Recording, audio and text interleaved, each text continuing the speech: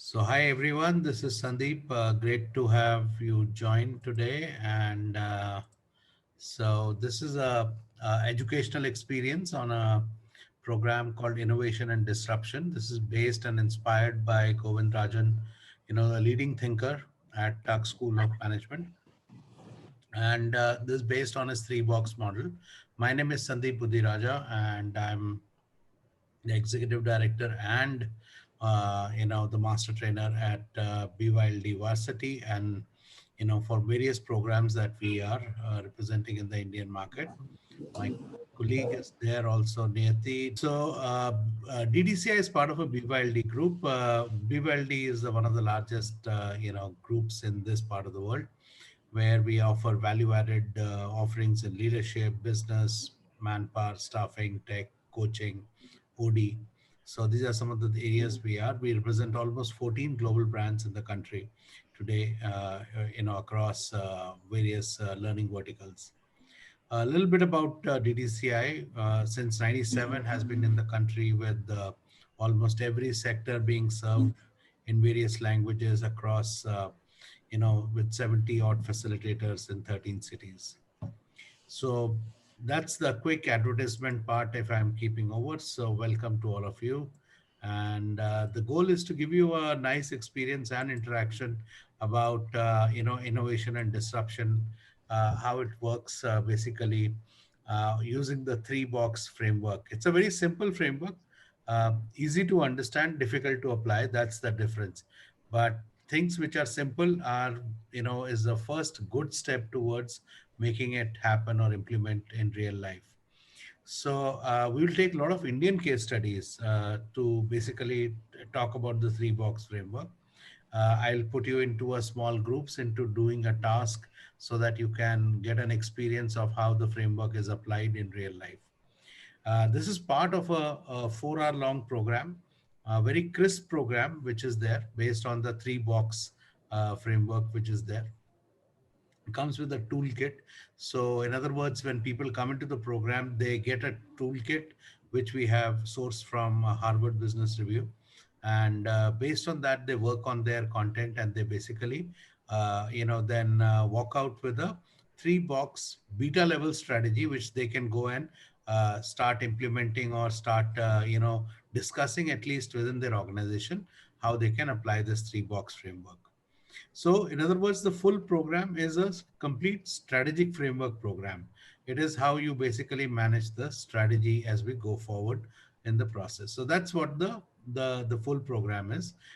Today's goal will be to give you an educational experience, like I said, understand the concept, the simplicity of creating a strategic shift or a change needed to basically focus on the future while managing the present. And that's the crux of this entire three box model.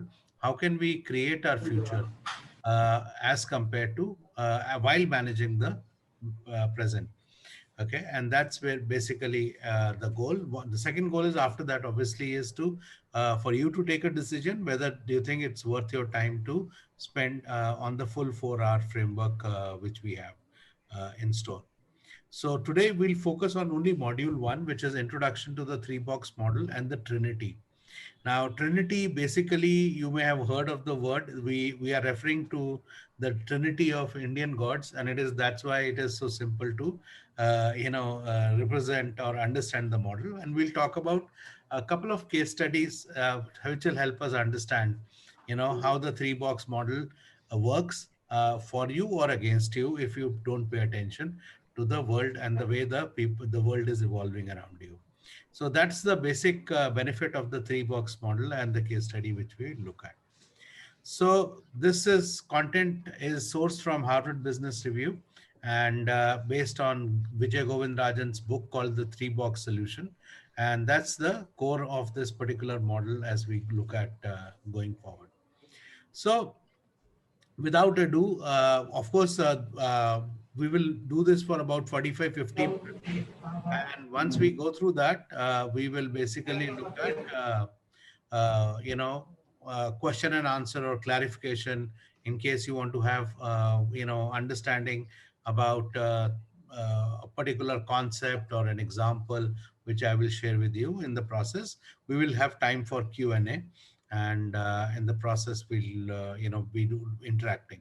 There will be a lot of polls to make it relevant and exciting, and as we go through the process. So I'll request you to feel free to basically do some share your opinions or thoughts as we go forward in this process. Like I said, the full program is looks like this: introduction, module 1, module 2, module 3. Okay, and while we are going to focus only on the intro part of it, which will be also an educational experience and give you some takeaway which you can immediately also apply in your business scenario. So let's understand the concept of balance of the boxes. So we will do a quick review of a 3-minute video from Govind Rajan himself, who will introduce the 3-box model, and then we will see how we can apply and how we can understand each of the boxes and use that for creating a strategic shift for future for our own work units. Now, the 3-box model works at 3 levels. It can work at individual level, team level, or a function level, and for the organization. So the beauty of this model is it is not meant only for the companies, while most of the examples and case studies will be at company level, but it applies to all the levels. You can apply it to an individual level. Anyone who wants to take a strategic approach towards personal development, towards team development, or even organizational development. So let's listen to Govind Rajan, and we'll take it up from there based on the a quick short introduction from him.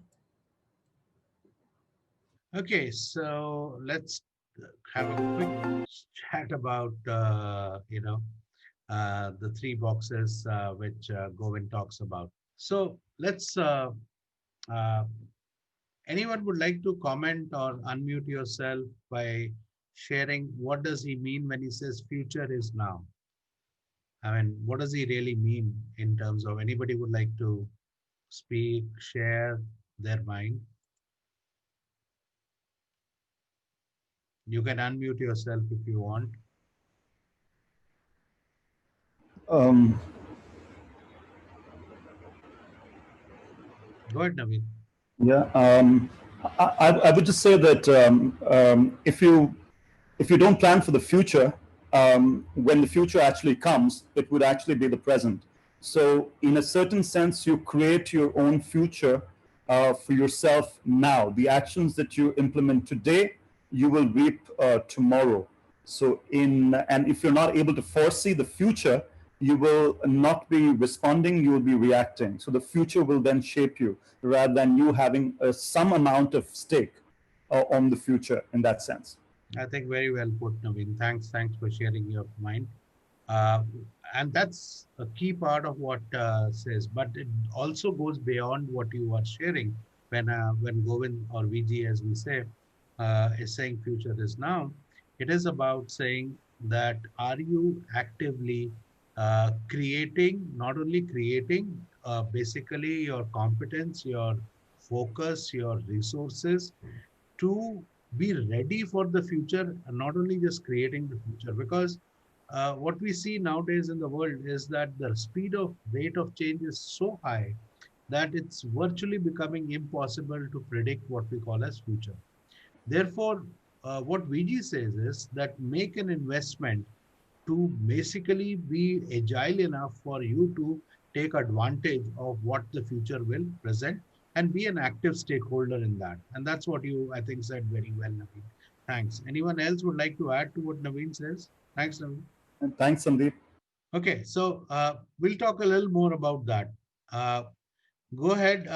We'll do basically a first poll. I'm launching a poll. Okay, it's a multi-choice. So check all the boxes that apply to your business as of today. So make a choice, right? It's a multiple thing. So what do you notice around you in your own business about the rate of change, value of product or service, competition, relevance of old skills? People have to do more to sustain the current level of performance. Not enough is changing due to internal misalignments. Okay. So what do you see in your own organization. It's an anonymous one. Go ahead, and you can choose, make multiple choices. What do you see in your own organization? Go ahead.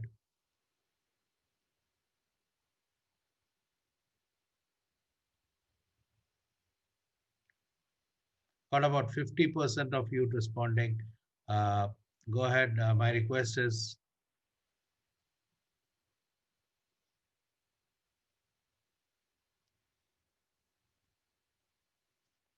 so I've got about 66%, 83%. Now I'm going to share the results with you. You can see. Okay. Now, everyone is saying competition has changed. And this is very important. And we're going to talk a lot about this as we go forward. Competition has changed. Sometimes people in fact, in our business, the competition has changed. Till yesterday, we were competing with other training organizations. Today, we are competing with MOOC platforms and e-learning and God knows what. So yes, competition has changed. Okay. The rate of change has increased and suddenly you start feeling left out. That's another one which is there. The rate or the value of the product or service has come down. What had a definite value till yesterday, of course, people are saying that the world has changed so much that its relevance has to be. And not enough changing is due to internal misalignments, which means people are dragging and holding on to something which they either value or they're biased for in the system. So all these are pretty common problems that we are, and that's why Govind Rajan's three-box model is a beautiful concept or a framework which allows us to answer all these in the same manner. It has a unified way of dealing with all these challenges. Now, any business which can deal with all these challenges, okay, will be very well prepared to take advantage of the future. So we'll keep focusing and keep coming back to this one. So let's talk about the Trinity or the three-box solution. He says the future is now. It means basically it's about balancing the priorities. How am I managing my current performance as an individual, as a team, as an organization is basically called the box one. Things which I'm doing today to manage the current performance. Okay. Now, this one is always is in contrast with box three. Box three is saying, inventing a new business model or a go-to market or a product or a service or a channel, okay, which probably does not even exist today or is in nascent stage of demand from the market. Okay, we'll talk about that nascent stage as we talk about it in the future. So, and the problem is my box one will not allow me to focus on box three because of box two, because I have a past. And especially if you have a successful past, it will tell you that, you need to do more of box one and don't worry about box three, because box three is nothing else but extension of box one. So that is called as a bias or a mental model, which basically is there. So what Govind says is that you need to, everything that you do as a strategy must fit into these three boxes. Everything that you are doing to improve the performance in the current time is called as box one. Everything you doing to selectively forget the past is box two. What does selectively forget the past? Basically, things that will prevent us from envisioning the future or being ready for envisioning the future, okay, is basically box two. So selectively forget the past. These could be practices, these could be mindsets, these could be processes that will prevent me to manage my box three or create a box three. And the challenge we deal with is that when you go to the organization, when I work with the organization as a consultant, I notice that they are entirely or mostly focused on box one. Okay. Why? Because one, they're probably doing well or they are basically struggling. They don't have time to do anything else because the current situation is so overwhelming. It is consuming the entire leadership bandwidth in the process. And therefore, there is no what we call as time and space to focus on what we call as the box three. So to help you remember the three boxes, okay, which are the top three gods in Indian mythology. Okay, I don't believe in religion, but it's an easy way to remember the three boxes. So, how many of you are familiar with the concept of the Trinity, Brahma, Vishnu, and Mahesh, or Shiv as we call it? Brahma is the, anyone? Brahma is the Creator creator. That's box Creator. three, by the way. Okay. Vishnu is Present. Vishnu is the preserver. Preserver, yeah. Yeah. And that is box one. And Mahesh or Shiv is the Destroyer. destroyer, and therefore selectively forgetting the past or destroying the old is basically the box three. So the easiest way to remember is the remember the trinity of the Indian gods, okay, Brahma, Vishnu, and Mahesh. And he says this is a common sense approach to build a strategy. And what he's saying is it is not about focusing on one box as compared to the other. This is very important to understand. If your box one is not good, it means you're not managing your current performance well. You will never have time to focus on Brahma or the creator or the box three or the future. Okay. So box one is equally important. And box two is equally important because that will be a roadblock from focusing on box three. And therefore, it is about creating a balance. And therefore, the strategic way forward or the creating a strategy is your capacity to focus and balance the three boxes. And that is what he means by saying that when you create your future, okay, and future is now, it means it is not doing something which your future is not something you will do in the future. Future is doing something now. Okay, there are set of activities or focus agendas which will create the future, and that's what he means by these three things. It's the balance, is the strategy to go forward in the process, and that's what the three box model is. Okay, let's do a second poll to make it more interesting and see how it is looking like. Okay, you can see a poll on your screen. Just I'll read out the options very carefully. So how much time does your team spend on the three boxes? Okay, that's the question. Option one is 100% on B1. B1 stands for box one, and 0% on box two and box three. It should say box two and box three. Okay, box two and box three are together. So option two, 80-90% time on box one, and 10 to 20% time on B2 and B3, and so on and so forth. So these are the approximate time and which is spent by you and your management team, okay, on between the two set of boxes, which is box one and box two and three. Okay, go ahead, make your choice. You're really talking about your own organization which you are part of. Okay, so got enough. So I'm ended the poll. So let's look at. I hope you can see the poll results on the screen. Neti, are you able to see it? Yes. Yeah, okay. So the group says 50-50 is what we are looking at.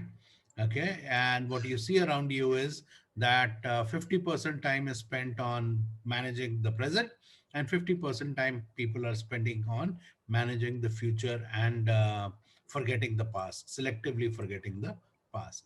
Now, that's a good time, by the way, if you're already getting that kind of a balance, it's a good way to do that. So keep in mind competition for the present. Why we say this is competition for the present? Because the time and resources are fixed.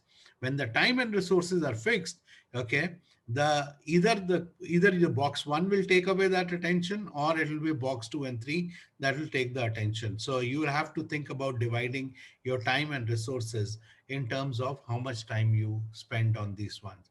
And this is a good way to start about how really strategic we are. Okay, if you are spending a lot of time on box one, okay, then you are largely tactical, and you may be good in implementation or execution, okay, but it's largely tactical. It is not strategic. Okay, a strategic execution will involve that you are spending time almost proportionately. It can be 60-40, 50-50, doesn't matter. Okay, even 70-30, but definitely because the mindset and the skill set needed for box one is very different for mindset and skill set needed for box two and three. So that's the important part of as we look at it. Now the question is why this dissonance, okay? And we're looking at the third part of the poll which might exist. So look around your same ecosystem, same organizational concept. What barriers prevents you and your management team from spending more time on box two and three? So the question is, what barriers prevent you and your organization from spending more time on box two and three? So go ahead and choose the answer which you think is probably relevant to you. So, daily firefighting and strategic competence are probably the biggest reason as far as the group is concerned. We are a small group today, but that's okay. So, these are the reasons why we basically think, it's not easy to focus on box two and three as we look at it. And so we'll touch upon these two as that. It's a good idea to know your top organizational barriers. And in the program, what we do is we help you go deeper into these barriers, diagnose, and because unless you don't diagnose well, you'll not be able to solve them better. So that's what we are looking at. So let's go a little deep between box one and box three. Box one is, remember, the again, just to remember the Trinity. Anyone? Box one is equal to which Indian god? Vishnu. Vishnu. Creation. Box three. Creation Brahma. Vishnu is not creator. Vishnu is preserver. Brahma is box one, that is creator, and box three is Mahesa, that is destroyer. No. So that's why I wanted to make sure you understood it correctly. Mahesh is also another name for Shiv. Shiv is box two, destroyer. It destroys what is going to prevent you from going forward. Remember that. Box one is current performance, how you are managing your today. So preserver, okay, you have to preserve your current performance. Preserver is Vishnu, and creator, Brahma is known as creator. Okay, you can do the Google later on. Brahma is a creator, and box three is therefore Brahma. Remember that, just so that you understand. So that'll help you, Jay. Okay.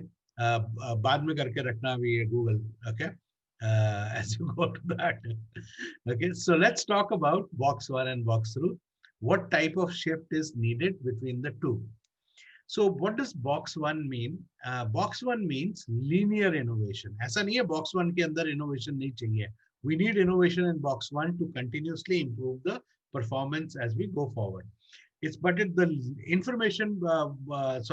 innovation we need is linear. Linear means stepwise, progressive, okay, as we go forward. And it is in response to clear signals. What are clear signals? Which means they are apparent, it is forcing you to change. So this COVID lockdown, okay, is it a clear signal to every business? It's a clear signal. It's there. It's apparent. It's in your face. You can't run away from it. It's called a clear signal. So this will require linear innovation. What is linear innovation? It will be gradual changes in areas like cost, quality, efficiencies, okay, and so on and so forth. These are called as linear innovations, okay? And that's how it will help you go forward. So in other words, we also call them tactical, or that's why we also call them as, in a simple words, improving the box one is this. And this is equally important, by the way, and creator. Remember, if we don't focus on box one, okay, there is no box three. Box three is output of resources, time, effort, which we basically will get from box one. But what is box three requirement? If I have to innovate, if I have to invent a new way of doing things or a new product line or a new way to go to market, what does it require? It requires non-linear innovation. What is a non-linear innovation? Which means probably it is something which is totally out of the box. It does not even exist today, or it exists, but it is so weak that it is not apparent. Okay. These are called as weak signals.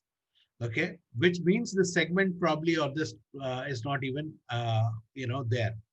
Now, therefore, it will require a fundamental change. It'll probably require new customers, new product or a product extension, new channels or distribution method. And this is largely strategic in the process. Let's take an example to understand what does this mean in terms of as we look at. Let's rewind, okay, to 1990s. In late 1990s, till late 1990s, okay, Mahindra and Mahindra, you all familiar with Mahindra and Mahindra? What was the primary product line which Mahindra and Mahindra was into? Anyone? Tractors. Tractors. Is it still into tractors? It is, but you don't hear too much about it. Yeah, but you don't hear too much about it. Yeah. So in 1990s, they basically, started, they were actually a contract manufacturer for most of the Western companies which were there in the car segment. So they were there in the car segment, but as a supplier, not as a, producer of vehicles, passenger vehicles, by the way. And they were largely a tractor manufacturer. Okay, at that time, the segment called SUV did not exist. Okay, there was only one product, that was a beaten down Safari, if you remember, or Tata Sierra was the only product in the so-called SUV segment. Can you see, go back into 90s, late 90s, market is dominated by Maruti or Maruti Suzuki. Only passenger cars are being manufactured in India. SUV segment does not exist. Okay. The customer probably for SUV segment is very different. Okay. They are not aware of it. And they wanted to start looking at. And there were weak signals. And it required a fundamental change from manufacturing tractors and basically, parts for the Western manufacturers to a full-fledged manufacturing line. This required a strategic shift. Okay, I'll talk more about this case study as we go built into that. So this is what I share is an example of a linear innovation. COVID has forced linear innovation. People have worked on cost, quality, and efficiencies. That's what people are working on. A non-linear and a weak signal is a classical, great example is Mahindra and Mahindra, and creating, not even entering, they created a segment called as SUV. Their first product, anyone remembers what is their first product?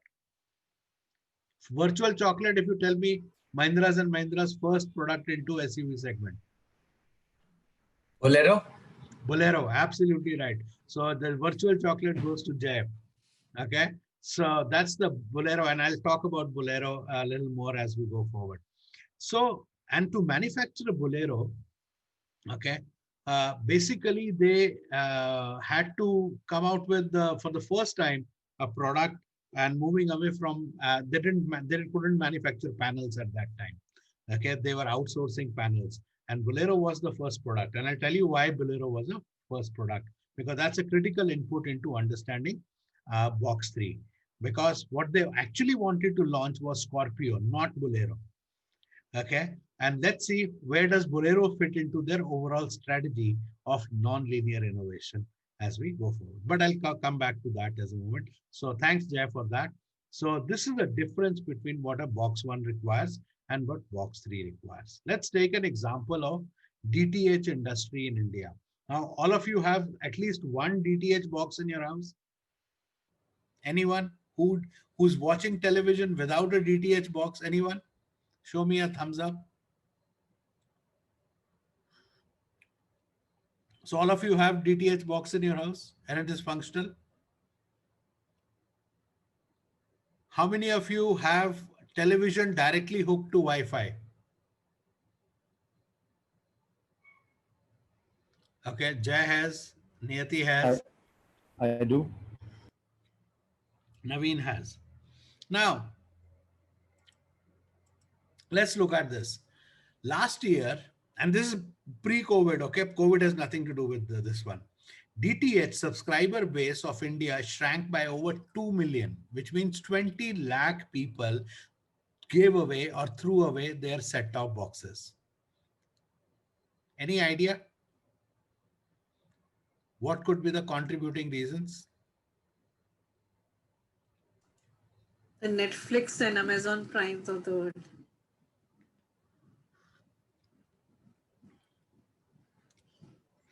And All the different apps. all the apps. Yes, you're right. Okay. So, by the way, the disruption, while all these biggies, Tata Sky, Dish, Airtel, Sun Direct, they attributed this loss to what we call as the NTO, the new tariff order. Okay.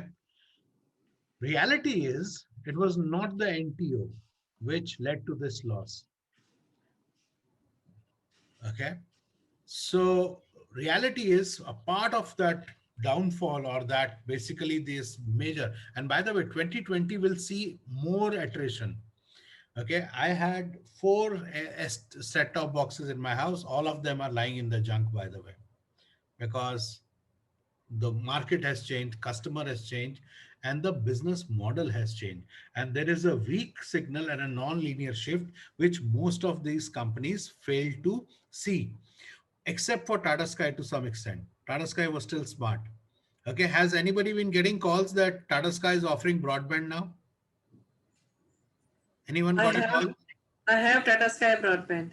You have a broadband.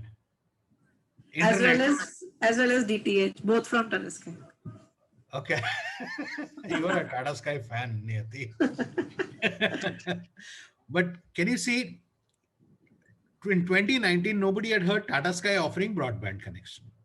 But now they're suddenly into this one. It is their response. But remember, it's a reactive response. Dish is not talked about it. Airtel was always there. Sun is coming into it. The reason is that there were weak signals which were there. Okay. The weak signals, the NTO was a clear signal, which means one day they said, boss, this is how the pricing will happen of channels, and I'm giving you 3 months to change over. It is a clear signal. So NTO was not a weak signal or a non-linear change. So in other words, what was the weak change? What you are saying, it's a proliferation of what we today call as OTT platforms. What are over the top platforms like Amazon, Netflix, Hotstar? Okay. Now, how long Amazon Prime and Netflix and Hotstar have been there in the country? 2 years. Think about it. Few years. Oh, okay. I thought 2 years. Anyone? It's almost 4 years. Almost 4 years. Yeah. So they're almost there for a couple of more than few years. Okay. Why Tata Sky, Airtel, and this thing, could not see this weak signals and a non-linear change? That's the question the organization has to ask. Let me share with you why. Because they didn't focus on what we call as box 2. What is box 2? Mahesh. Okay, destroyer. Because their mindset told them that we are in business of aggregating channels. So I'll take channels from different broadcasters, bundle them through a software, beam them through a satellite. So I will make money on distribution of, controlled and a validated distribution of this one. And then comes these channels, OTT platform, which are outside the regulatory preview. They can show any type of content. Okay. They don't require a certification from CBSE or whatever, the board of whatever it is there. They can create their own content. Suddenly, channel did not matter, content mattered. The game had changed before these even organizations realized that game had changed. Okay, today we focus on content. As a consumer, taste is no more about channels. Okay, nobody dies to see Arnab Goswami today on his Republic. Okay, if they want to see, they will say, I will see it on my this thing, and I do not want advertisements in between. If I want to see, I will pay for it, and I will pay selectively. But I will choose my content. You don't choose it for me. I don't want to pay for a channel. I want to pay for content. This shift had happened already. Now, this shift had happened, and these big companies failed to address that shift. And now they are doing catching up and trying to innovate in reactive mode to catch up with the OTT platforms. And Hotstar, anyone has an idea as to how many million subscriber Hotstar has in India? They recently, Disney has bought a share in Hotstar. By the way, Hotstar is bigger than Netflix and Amazon Prime put together. Yeah. And they have a single fee, 14.99 rupees premium content from all over the world for an entire year. And how much were you paying for Star Plus, Star World, all these, and then HD, SD, complicated models? Customer can't understand how to subscribe, unsubscribe. So much of complication. People said, "Arey, pay 1,500 rupees for an entire year. You have the content without advertisement available. Okay, why the hell do you need a DTH company?" And this is what basically, is the new market. People are paying for, not for the channel. We are in the business of content, and that's the new business which are there. So in DTH industry, when you start asking the question, what are the non-linear shifts that could potentially transform the business? There are customer discontinuities. Okay, companies need to ask, who will be my customer in the future? If you, and what will be their priorities? Like, if had the DTH business asked, who is my customer of the future, their customer in the future is person who owns a mobile phone or a device, not a television. And their priorities is to access content on the go. And what is the new technology that can open up the new opportunity in spaces? Now, therefore, content, because it is available on the go, you don't need a box. You don't have to attach it to every single screen in the house. Your market is much bigger than what you thought it was. Who are your non-traditional competitors? Okay, new distribution channels, regulatory changes which have happened. So these are the questions which we need to ask when we are working on box 3. If we don't work on them, then you will be doing catch up. And that's an important one. Okay. On a given day, I would have asked you to do this exercise we been a slightly larger group. But for example, if you were management of, let's say, Z or Airtel, or let's say even Tata Sky, okay, can you think of customer discontinuities, technological discontinuities? Who are the non-traditional competitors, new channels of distribution, regulatory changes, which basically can change the entire scenario? And that will give us a rise to at least 5, 6, 7 strategy items that I need to prioritize, further prioritize. It's not that you can take all of them, okay, but you prioritize, give it time, space, and energy, and preferably a different group of innovation or innovators within the organization to take it forward. Okay, maybe you will come out with answers. Okay, so customer discontinuities, you are serving individuals, not families. So stop selling boxes. Okay, technological difficult discontinuities, make it available over internet through an app. Why do you need a box? Box is a piece of junk. Non-traditional competitions, OTT platforms. So your competition is not, Z or your Airtel or this one. Your competition is Z5 or Hotstar or Amazon or whatever. New distribution channels. Okay, you don't need an expensive framework of 5,000 service outlets who are going to house to put a dish outside your house, going through a problem of approval and all that. Your distribution channel can be Google Play and Apple Store. It's an app. Download the app and run with it. Advocate for regulatory changes where the focus is on the content licensing and not the number of screens. Can you see the business model of number of screens versus content licensing? And that's very important to do in the process as we go forward. Let me complete the Mahindra story to help you complete the case study. Now, what Mahindra did, Mahindra saw that there is an opportunity. They have the capacity, they have the skill sets, but they did not want to, but the data at that time did not tell them because the signals were weak. SUV segment doesn't exist. They said launching Scorpio is a $120 million project. How can we test this at a lower cost with relatively lower risk? Okay, and that is how they looked at Bolero as the first point of launch to test out. Bolero was a test, okay, for the box 3, because box 3 ideas have to be tested. You don't go full hog about putting $120 million and then realize it's not worth it. So innovation has to be managed in the process. So Bolero was created. They learned their lesson. In fact, Bolero launch was preponed 2 years. Okay, it just cost them $10 million to develop that product. It was a runaway success in urban to semi-urban to rural areas. Okay, gave them the confidence that yes, there is space for a much beautifully designed vehicle called Scorpio.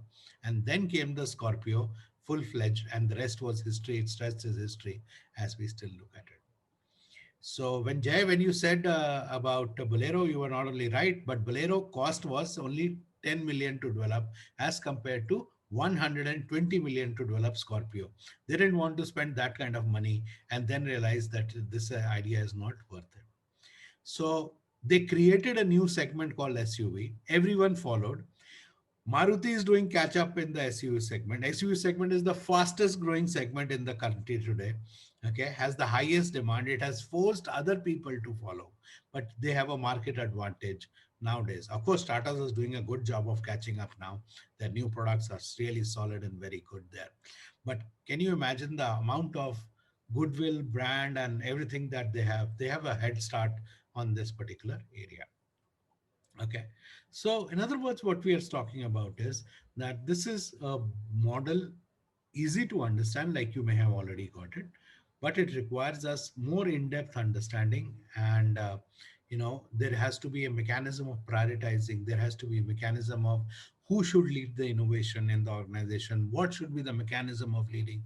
So in the full program, we all answer all these questions as we go forward. Okay, and what you do is you work on your real organization, and as we go through it.